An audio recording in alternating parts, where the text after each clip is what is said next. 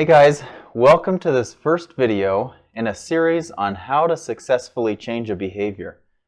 So the thing that motivated me most in making this video series is that people will come up to me all the time and they'll say, hey, I want to lose some weight. I know you're an exercise science teacher, and so give me the magic strategy that'll help me lose some weight. Or I'm doing not so good in school, so can you give me the magical answer that'll help me be a better student? And so a lot of the time I can give them a quick piece of paper or a quick idea, and hopefully that works for them. But deep down I know that there's a deeper issue that they need to learn how to change a behavior successfully within the context of their own life. And I would love to sit down with each individual and have an hour session and counsel them through how to successfully change a behavior, but most of the time I just can't do that. And so I decided if I just get a video series, you can watch this over and over, and hopefully it might have some value to you.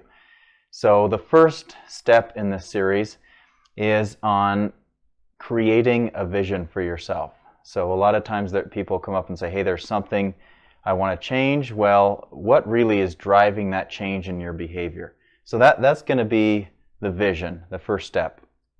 So what I'll tell people when they create a vision, where they want to get and where they want to stay. So if the most common thing people come up to me with is that they want to lose some weight. And so I'll ask them, okay, you want to program for a couple months to lose a particular amount of weight. And then what happens when that program is over? Are you just planning on maintaining what you've been doing, or are you going to go back to your old habits? Because if you go back to your old habits, what most likely will happen, and what does happen according to the research, is that people generally put the weight back on. A lot of times they put on more weight than they had before. So not taking a short-term look, but taking a long-term look of where do I want to get and stay. So if you have a wedding, or if you have a performance, or you have some particular thing that you need to get ready for, short term, well then set a goal and get there, and you're okay with going back to where you were at before. But most of the time I encourage people to think long term and make a vision of where you want to get and where you want to continue to be for the rest of your life, that you're okay with doing these things long term, not just a short term fix. So the next important thing you need to think about is you need to have passion for whatever your vision is. So I think about a Steve Jobs video, a YouTube video, you can look it up, that he talks about people that excel and become highly performing individuals. And what he says is that you have to love what you do, because if you don't love what you do, you're going to give up when the hard times come. Because that's the only sane thing to do. Why would you want to keep doing something that you hate doing if there's an obstacle that comes in your path? You're just not going to persevere when the times get tough.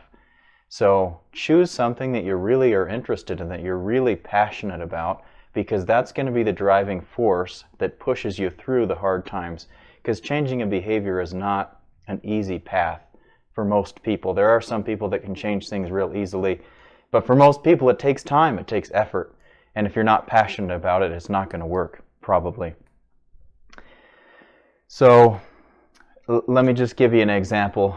For somebody that might want to lose 20 pounds, that might be one thought that you have in your mind of your vision of losing 20 pounds. But deeper, is there really a reason that you just want to improve your health? Or is it because your doctor told you to lose 20 pounds?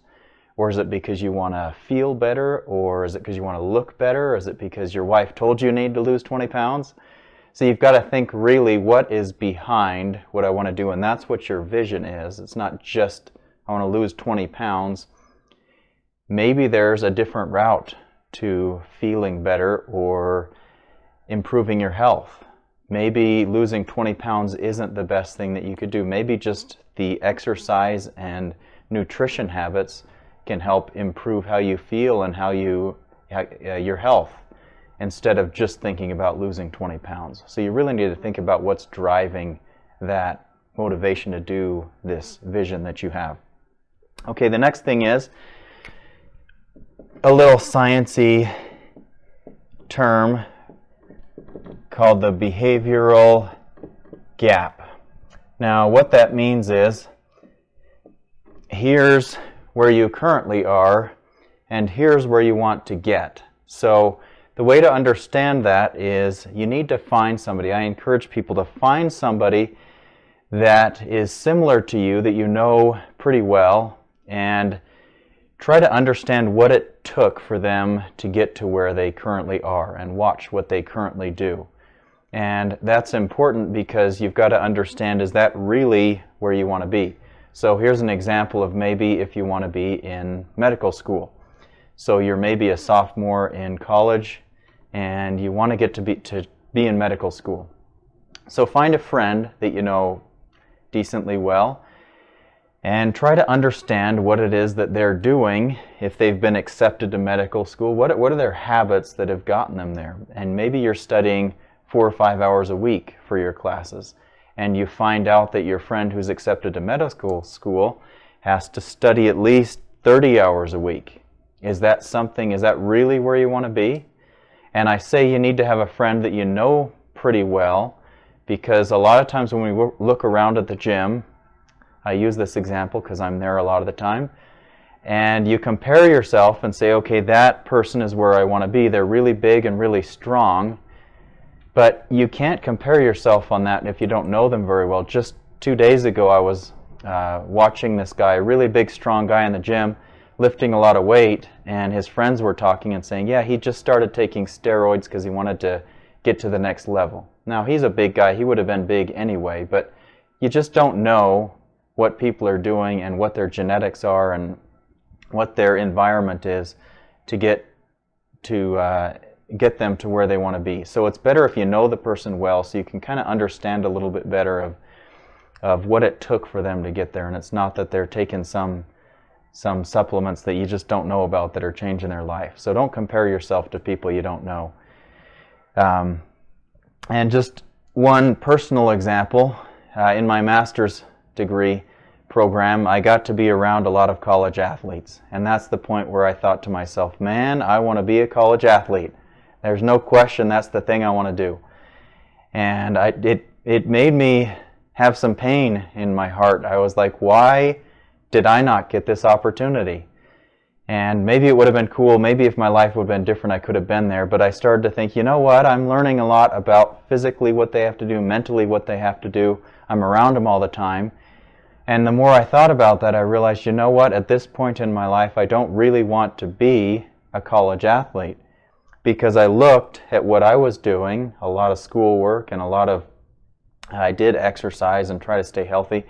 But I looked at how much time the college athletes spent training physically, mentally, eating certain things, having training sessions. And so I realized, deep down in my heart it would be fun to be a college athlete, but I don't really have a vision to be there because I don't really want to do what they do to get to where they are right now. So you've got to look at that and see, with that vision of where you really want to be, is that something that you're really willing to do? Are you passionate about it? Are you motivated to do the effort and change your behavior to get to that point? Because if you're not passionate about it, if you don't really want it, you're not going to be able to push through the obstacles that are going to be in your path. So what I would encourage you to do is watch this video a couple times, think about it, ponder about where you really want to be, and it's got to be meaningful to you. This isn't the end all. You can change your vision as you go. You can tweak it and change it a little bit if you need to. But I'd encourage you to ponder this and make this a matter of thought and not just do something hastily, because if you're really dedicated to it and you're willing to make a plan and go through the rest of the steps I'm going to describe in changing a behavior, you've got to be passionate and it's got to be something you really want. So thanks for listening. Hope to see you in the next video, and we'll see you later.